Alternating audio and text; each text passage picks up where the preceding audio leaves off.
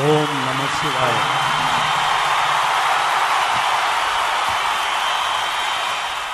கலிகாலம் இது கலிகாலம். வெறுப்பு ஓங்கி நிக்கிற காலம். Hate is thriving, negativity is selling. இப்படி ஒரு காலகட்டத்தில் சேகர் கமுலா மாதிரி ஒரு ஆளை பார்த்தது என் பாக்கியம். சத்தியமா சொல்றேன், சுத்தமான மனுஷன், ஒயிட், பியூர் ஒயிட். ஒரு ஏஞ்சல் வானத்திலிருந்து இறங்கி வந்திருந்தா அது சேகர் கமுலா.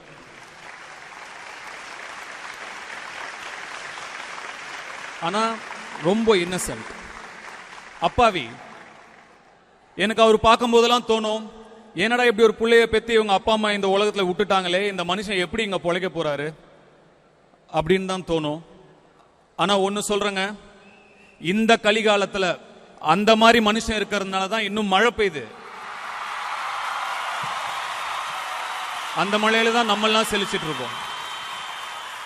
சார், நான் நிறைய டைரக்டர்ஸோட வேலை பண்ணிட்டேன். தமிழ், தெலுங்கு, ஹிந்தி, இங்கிலீஷ் எல்லா மொழியிலையும் வேலை பண்ணிட்டேன். நிறைய டைரக்டர்ஸை பார்த்துட்டேன். ஒரு டைரக்டரா நீங்க சூப்பர் தான், பட் அதை தாண்டி ஒரு மனுஷனா உங்களை தெரிஞ்சதுல, உங்க கூட பழகினது எனக்கு ஒரு பிளெஸிங். நான் கோவிட் டைம்ல கிரேமேன் ஷூட்டிங்ல இருக்கும்போது எனக்கு கதை சொன்னாரு சேகர் கமுலா சார். ஒரு வீடியோ காலில் 20 மினிட்ஸ் கதை சொன்னாரு. எனக்கு ரொம்ப பிடிச்சிருந்தது. ஓகே சார் பண்றேன்னு சொன்னேன். அப்புறம் ஒரு 2 இயர்ஸ் ஆளை காணோம். 2 இயர்ஸா கதை எழுதுறாரு, ஸ்கிரீன் பிளே பண்றாரு. 2 இயர்ஸ்க்கு அப்புறம் வந்து எனக்கு கதை சொல்றாரு. எனக்கு ரொம்ப ரொம்ப பிடிச்சிருச்சு. Extraordinary. I was very impressed. ஆனா இவ்வளோ பெரிய படம், இவ்வளோ பெரிய கதை, இவ்வளோ பெரிய ஸ்கேல் இவர் ஹேண்டில் பண்ணிடுவாரா? எனக்கு அவரை பத்தி முன்னாடி தெரியாது. அப்படின்னு சேகர் கமுலா யாரு அப்படின்னு விசாரிச்சா எல்லாரும் சேகர் கமுலா வா வா வான்னு பயங்கர பில்டப். சரி, ஸ்கிரிப்ட் சூப்பரா இருக்கு, சூப்பர் டைரக்டர்னு சொல்றாங்கன்னு அவரை நம்பி போனதுக்கு திருப்பதி அடிவாரத்துல நடு ரோட்ல உச்சி வெயில்ல கீழே உக்காந்து அம்மா தாயே அப்படின்னு பிச்சை எடுக்க விட்டார். ஆனா அப்படி கையை நீட்டி பிச்சை எடுக்கும் போது தான் நமக்கு புரிஞ்சது, நம்ம ஓடிட்டு இருக்கிற ஓட்டம்லாம் எவ்வளவு அர்த்தமில்லாதது அப்படின்னு. இங்க அவ்வளோ போட்டி, அவ்வளோ பொறாம, அவன் நல்லா இருக்க கூடாது, இவன் நல்லா இருக்க கூடாது. முன்னாடிலாம் நம்ம பெரிய ஆளாகணும்னு உழைப்போம், நம்ம நல்ல பேர் சம்பாதிக்கணும்னு உழைப்போம். இப்பெல்லாம் அடுத்தவன் உழைப்பை எப்படி கெடுக்கிறது, அடுத்தவன் பேரை எப்படி கெடுக்கிறதுன்னு தான் எல்லாரும் உழைக்கிறாங்க. ஒரு வாட்டி இப்படி கை நீட்டி பாருங்க. அந்த மாதிரி எல்லாரையும் சொல்லல, அந்த மாதிரி யார் பண்றாங்களோ அவங்கள சொல்ல. ஒரு வாட்டி இப்படி கை நீட்டி அம்மா தாயேன்னா திங்கிற ஒருவேளை சோத்துக்கும் மழை வெயில்னு ஒதுங்குற கூரைக்கும் எவ்வளவு நன்றியோட நம்மளாம் இருக்கணும்னு புரியும். ஒரு என்லைட்னிங் எக்ஸ்பீரியன்ஸ் தான் அது. இதுக்கு முன்னாடி காசியில ஒரு வாட்டி எனக்கு அந்த மாதிரி ஒரு எக்ஸ்பீரியன்ஸ் கிடைச்சது. ஹரிஷ்சந்திர காட்னு இருக்கும், அங்கதான் பிணங்கள் எல்லாம் எரிப்பாங்க. ராஞ்சனா பட ஷூட்டிங் அப்போ என்ன அங்க ஒரு 45 நிமிஷம் ஒரு 15 பிணங்கள் என்ன சுத்தி எரிஞ்சிட்டு இருக்கு. அதுக்கு நடுவில் நிக்க வச்சுட்டு போயிட்டாங்க. கேமரா எடுத்துட்டு தூரமா போயிட்டாங்க. நான் மறந்தே போயிட்டேன் ஷூட்டிங். ஏன்னா அவங்க எங்கன்னு எனக்கு தெரியல. அவங்க ஏதோ ரிவர்ல, கங்கா நதியில அப்படியே போட்ல போயிட்டாங்க. என்னையே மறந்துட்டேன். அப்படியே அமைதியா அப்படி நின்றுட்டு இருக்கேன். அந்த மாதிரி ஒரு நிம்மதியை நான் உணர்ந்ததே இல்லை என் லைஃப்ல. எல்லாமே மாயைன்னு அங்க நிற்கும் போது ரொம்ப அழகா புரியும். அந்த மாதிரி ஒரு என்லைட்னிங் எக்ஸ்பீரியன்ஸ் இந்த படத்துல திருப்பதி அடிவாரத்துல உங்க மூலமா கிடைச்சது சார். Thank you Nagarjuna sir. உங்க கூட ஒர்க் பண்றது ஒரு பெரிய ஆனர். உங்க படங்கள்ல எனக்கு இந்த படம் பிடிக்கும் அப்படின்னு இப்போ ஒரு கோட் சர்க்குலேட் ஆயிட்டு இருக்கு. நான் அப்படி சொல்லவே இல்லை, அந்த மாதிரி நான் சொல்லவே இல்லை. என்னை பத்தி எப்பயுமே ஏதாவது ஒரு உருட்டிக்கிட்டே இருப்பாங்க. இது அந்த மாதிரி ஒரு உருட்டு தான். ஆனா இந்த ஆடியோ லான்ச்ல நானே டைரக்டா என் வாயால இங்கேயே சொல்றேன், உங்க கூட வேலை செஞ்சது ரொம்ப பெரிய ஆனர். உங்களுடைய படம் உதயம் சிவா நினைக்கிறேன் தெலுங்குல கீதாஞ்சலி, இதயத்தை திருடாய் தமிழ்ல எனக்கு ரொம்ப பிடிச்ச படம். அந்த சைக்கிள் செயின் ஃபைட் எங்க கூட வந்தது, அதை பத்தி நம்ம நிறைய டிஸ்கஸ் பண்ணியிருக்கோம் ஸ்பாட்ல. Is such a simple man, grounded man, classy man, so humble.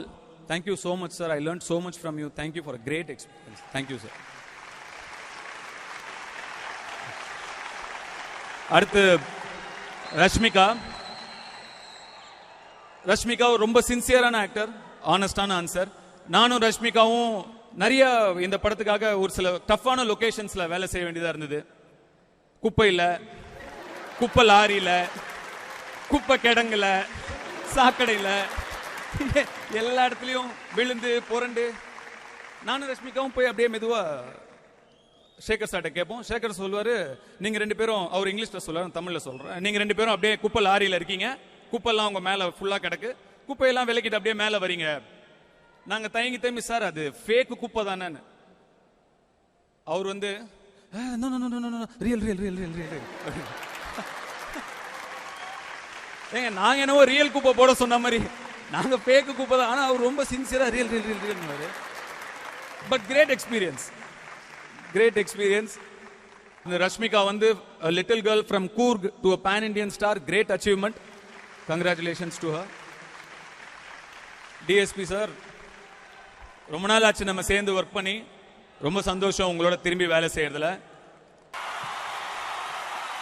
கண்ணா நீங்க என்ன சொல்றீங்கன்னு எனக்கு புரியல, ஆனா ஒன்னொன்னா வரேன்.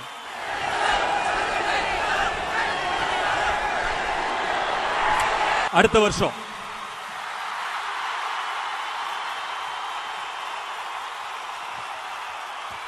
வட சென்னை 2 அப்படின்னு நம்ம டார்லிங்ஸ் கேட்டாங்க.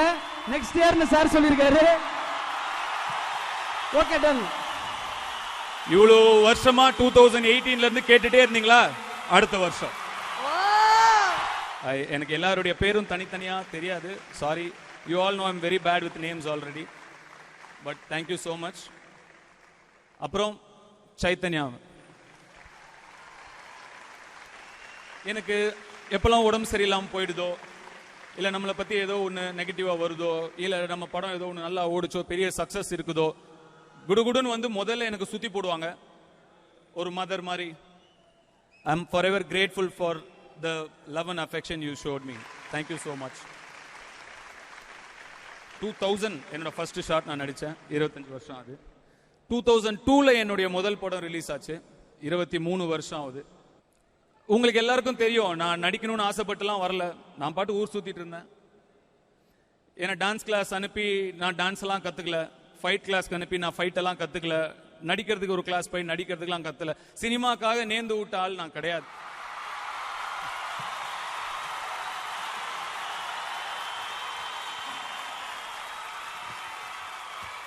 சினிமாக்காக நேர்ந்து விட்ட ஆள் நான் கிடையாது. அப்படியே வந்தோம், அப்பா கேமரா முன்னாடி இழுத்துட்டு வந்தாரு. செல்வா சார் எனக்கு நடிப்பு சொல்லி கொடுத்தாரு, ஒரு ஸ்டாரா மாத்தினாரு. ஆனா அதுக்கப்புறம் எங்க போனோம், என்ன பண்ணணும், இப்படி போ அப்படின்னு சொல்றதுக்கு யாரும் இல்ல, இதான் ரூட்டு அப்படின்னு கையை பிடிச்சி கூட்டு போறதுக்கு யாரும் இல்ல. ரொம்ப குழப்பமா இருக்கும். ஏன்னா எனக்கு வயசு 18 வயசு தான். ஒரு 25 வயசு, ஒரு 30 வயசுல இருந்தா ஒரு தெளிவு இருந்திருக்க முடியும். எனக்கு ஒரு 18 வயசு தான். திருடா திருடி, ஒரு திருவிளையாடல் ஆரம்பம், ஒரு பொல்லாதவன், ஒரு வேலையில்லா பட்டதாரி,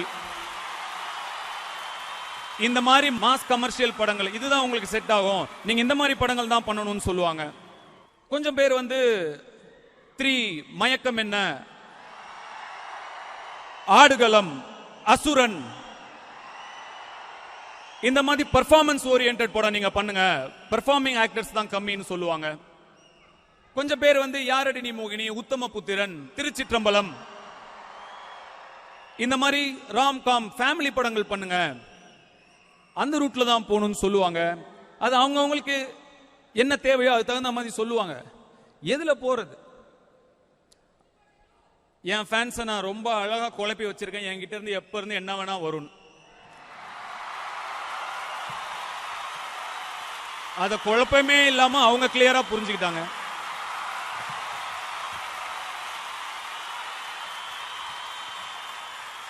யாரு பாதை காட்ட இல்லைன்னாலும், யார் கையை பிடிச்சி கூட்டிட்டு போக இல்லைனாலும், நமக்கு நம்மளே ஒரு பாதையை போட்டுக்கிட்டு அதுல தான் போய்கிட்டே இருக்கோம். சைக்கிள் ஓட்டுற மாதிரி சைக்கிள் உடனே ஓட்டிட முடியாது. கீழே விழுந்தா முட்டி செராயும், அடிபடும், ரத்தம் வரும். முட்டி செராஞ்சது, அடி பட்டுச்சு, ரத்தம் வந்தது. ஆனா யாரும் இப்படி போன்னு என்ன காட்டுறதை விட நமக்கு நம்மளே கிரியேட் பண்ணிக்கிற ரூட் தான் நமக்கு கரெக்டா இருக்கும். யாரும் போகாத ரூட்ல போவோம், நம்மளே அதை ரெடி பண்ணிக்குவோம். யாரும் நமக்கு வழி காட்ட தேவையில்லை. எப்பெல்லாம் அப்படி குழம்பி போய் வழி தெரியாம இருட்டுல முழிக்கிறனோ, மேல இருந்து கண்ணுக்கு தெரியாத ஒரு கை வந்து என் கையை பிடிச்சு அப்படியே கூட்டிட்டு போகும். அப்ப என்னோட ரசிகர்கள் ஒருத்தரும் தீப்பந்தமா எரிஞ்சு எனக்கு வெளிச்சம் காட்டினாங்க.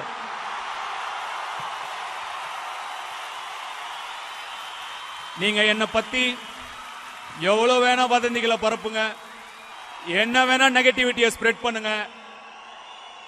ஒரு வாட்டியும் என் படம் ரிலீஸ்க்கு 1.5 மாசம் முன்னாடி ஒரு நெகட்டிவ் கேம்பெயினை ஏற்படுத்தி ஸ்ப்ரெட் பண்ணுங்க. அந்த கண்ணுக்கு தெரியாத கையும் என் ரசிகர்கள் ஒருத்தரும் தீப்பந்தமா எரிஞ்சிட்டு இருக்கிற வரைக்கும் நான் போயிட்டே இருப்பேன்.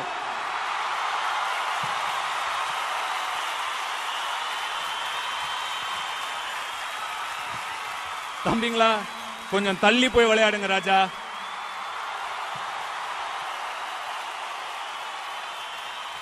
இந்த உளுலாங்கட்டி சர்க்கஸ்லாம் வேணாம். இங்க இருக்கிறவங்க எல்லாம் என் ரசிகர்கள் மட்டும் கிடையாது, 23 வருஷமா என் கூடயே வந்த என் கம்பானியன்ஸ், என்னுடைய வழித்துணை.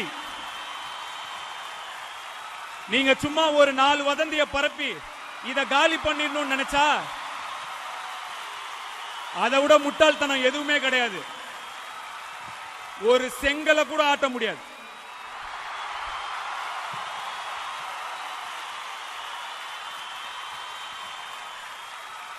எண்ணம் போல் வாழ்க்கை.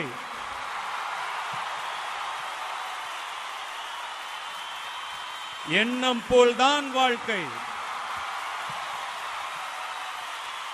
உங்களுக்குங்கிறத யாரும் எடுத்துக்க முடியாது, நமக்குங்கிறதையும். சந்தோஷமா இருங்க. சந்தோஷத்தை வெளியே தேடாதீங்க. சந்தோஷம் உங்களுக்கு உள்ளதான் இருக்கு. Happiness is a choice. It's inside you. நான் ஒருவேளை சாப்பாடுக்கு வக்கில்லாம இருந்திருக்கேன், இப்போ ஒரு நல்ல நிலைமையில இருக்கேன். எந்த நிலைமையில இருந்தாலும் நான் சந்தோஷமா தான் இருப்பேன். ஏன்னா நான் சந்தோஷத்தை எப்பயுமே வெளியே தேடினது கிடையாது, உள்ளதான் தேடுவேன். சந்தோஷம் நிம்மதிக்கு மேல வாழ்க்கையில எதுவுமே முக்கியம் இல்ல. ரொம்ப கொடுத்து வச்சிருக்கணும். இவ்வளவு வருஷமா இவ்வளவு எல்லாரும் பேசும் போதும் அதை தாண்டி எனக்காக நீங்க எல்லாம் இங்க இருக்கீங்கல்ல,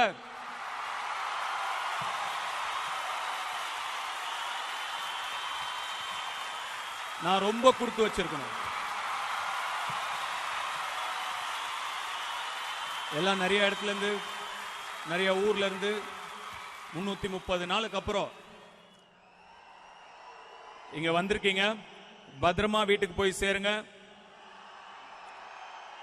பைக்ல ஃபாலோ பண்ணாதீங்க, நான் என்கரேஜ் பண்ண மாட்டேன். உங்க சந்தோஷத்தை விட உங்க சேஃப்டி எனக்கு முக்கியம். எல்லாரும் பத்திரமா வீட்டுக்கு போங்க.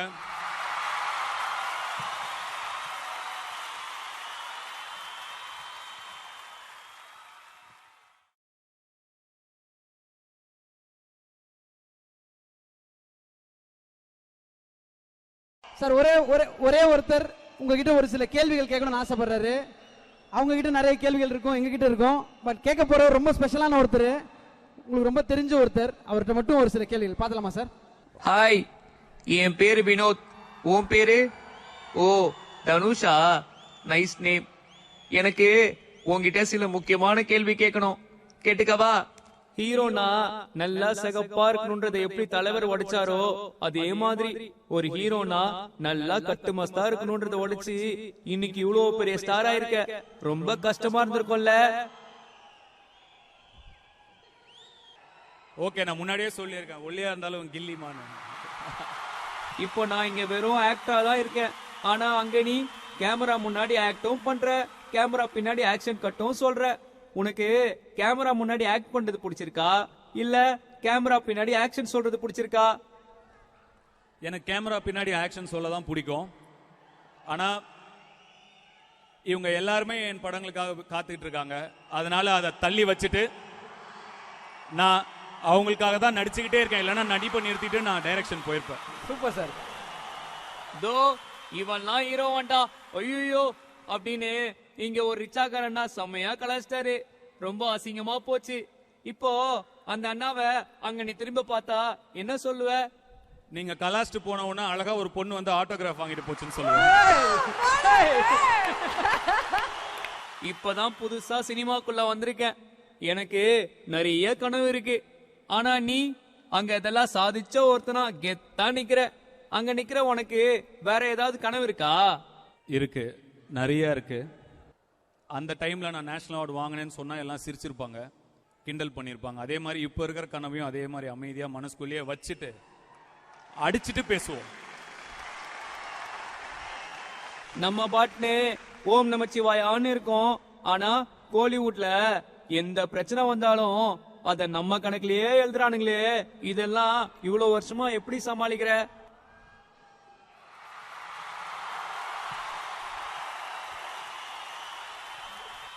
பசங்கெல்லாம் சோகமா இருக்கிறப்போ உன்னோட மோட்டிவேஷன் ஸ்பீச் தான் கேக்குறாங்களாம்.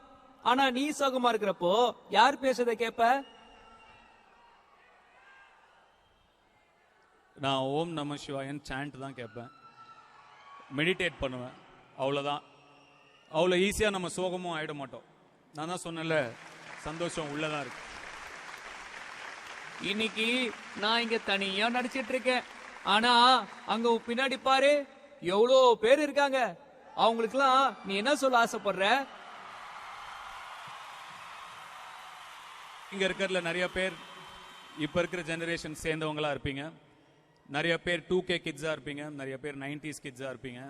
இது ஒரு பெரிய ஜேர்னி. நம்ம எல்லாம் ஒன்னா சேர்ந்து டிராவல் ஆயிட்டு இருக்கோம். இந்த ஜேர்னி எப்போ முடியுமோ அப்ப நீங்கெல்லாம் என்ன நினைச்சு கர்வப்படுற ஒரு இடத்துல கண்டிப்பா இருக்கும். காதல் கொண்டையில நடிச்சிட்டு இருக்கிறனா இப்போ அங்க இருக்கிற டைரக்டர் தனுஷ் கிட்ட ஆடிஷனுக்கு போட்டோ எடுத்து வந்தா எனக்கு நடிக்க சான்ஸ் குடுப்பியா? குடுப்பீங்களா சார்? நீ இல்லாம நான் இல்லையே கண்ணா. எனக்கு இங்க நடிக்கவே ரொம்ப பதட்டமா இருக்கு. இப்போதான் நடிக்க தொடங்குறேன். என்னெல்லாம் ரசிப்பாங்களா? எனக்கெல்லாம் யாராவது கை தட்டுவாங்களா? ரொம்ப பயமா இருக்கு. எனக்கு ஏதாவது அட்வைஸ் சொல்ல.